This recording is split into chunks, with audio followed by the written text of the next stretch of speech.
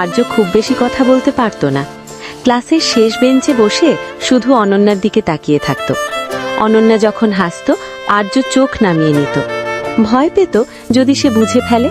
এই নীরব তাকিয়ে থাকাটাই আর্যের পুরো ভালোবাসা। অনন্যা সবার সঙ্গে কথা বলতো, কিন্তু আর্যের সঙ্গে শুধু হালকা একটা হাসি। সেই হাসিটুকু নিয়েই আর্য সারাদিন বেঁচে থাকত। সে জানত এই হাসির ভেতর তার কোনো জায়গা নেই, তবু মনটা বারবার ভুল আশা করত। একদিন অনন্যা বলল, আজ আমার খুব ভালো একটা দিন।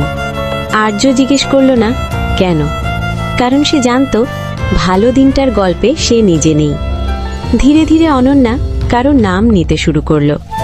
আর্য সেই নামটা কখনো মনে রাখেনি, শুধু রাতে ঘুমানোর আগে ভাবত কেউ একজন প্রতিদিন অনন্যাকে হাসাচ্ছে, যে কাজটা সে কোনোদিন সাহস করে করতে পারেনি। শেষ দিনে আর্য কিছু বলেনি, শুধু মনে মনে বলেছিল ভালো থেকো।